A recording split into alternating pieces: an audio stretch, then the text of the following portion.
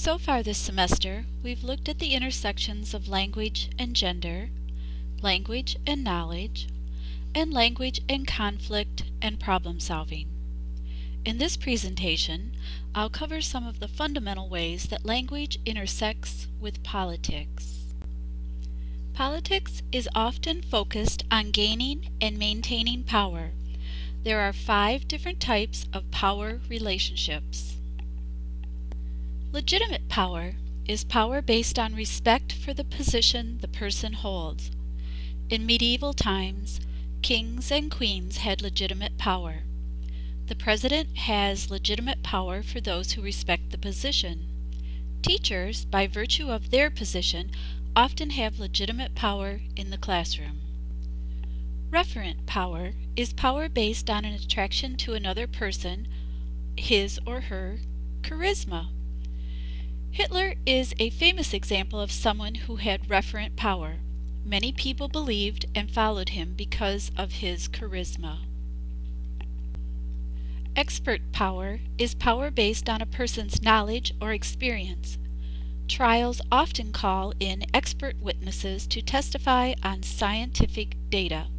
These individuals' power in a trial often comes from their knowledge or experience on the topic.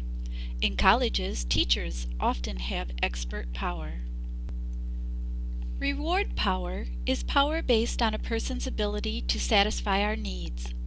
Parents often have this type of power over their children. Coercive power is power based on the use of sanctions or punishment to influence others. Police can sometimes have coercive power.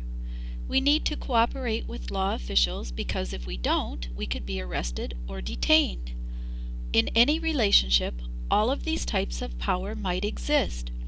Rarely does a relationship only have one type of power. Parents, for example, can have legitimate power, expert power, reward power, and coercive power over their children.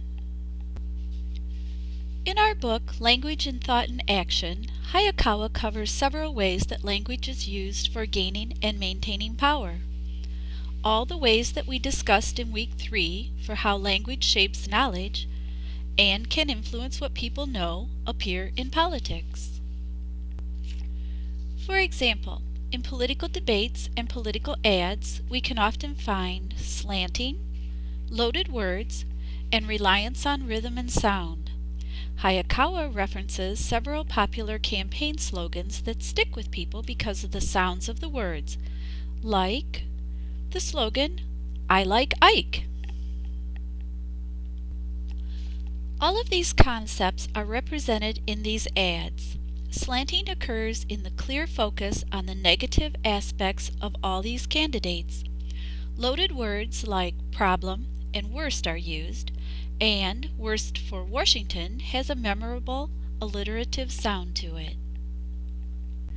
Last week, we talked about two-valued and multi-valued orientation. Both of these orientations appear in political discourse. Hayakawa notes that we need two-valued language to get conversations started. Should abortions be legal or not? Should we have stricter gun control or no? Should marijuana be legal or not?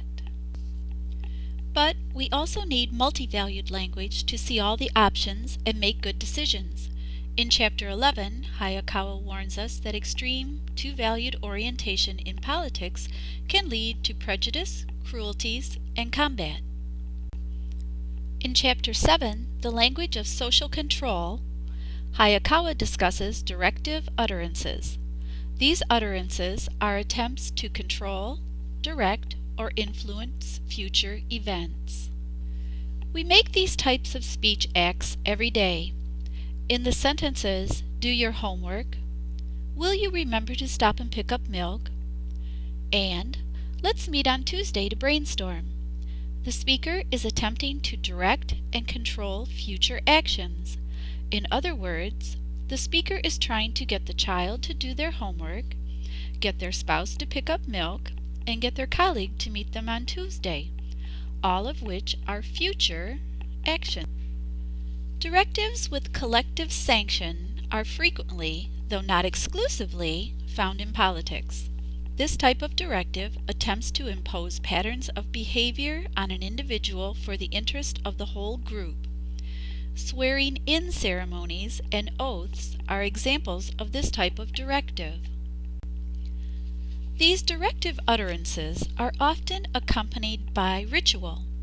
The rituals might take the form of impressive, formal language, as in, "I do hereby swear," or appeals to supernatural powers like, "So help me God," and societal punishments like impeachments, or activities, gestures, and costumes, as we see when candidates hold up one hand as they are sworn in.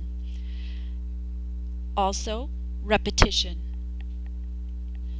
Hayakawa tells us that these directives are often accompanied by all this ritual so that individuals won't forget their utterances and their promise. However, even though directives are attempting to control future actions, they do not guarantee these actions. In phrases, "First, do no harm," "Serve and protect," and "Swear to tell the truth, the whole truth," are words that attempt to control and direct future actions. But sometimes people swear to tell the truth, but do not. In these cases, Hayakawa warns us to be aware of word magic, the belief that by saying things we can force the future events. Finally, in the area of politics, we also find ritual pre-symbolic talk. Pre-symbolic talk is talk for talk's sake. The function of this kind of speech is not to give new information, it is not to create new ways of feeling, but to reaffirm social cohesion. Perfect examples of this type of talk are political rallies and patriotic acts, such as singing the national anthem before a ball game. In both situations, no one comes away wiser or better informed. Words have been used, instead, to make people feel connected and closer together.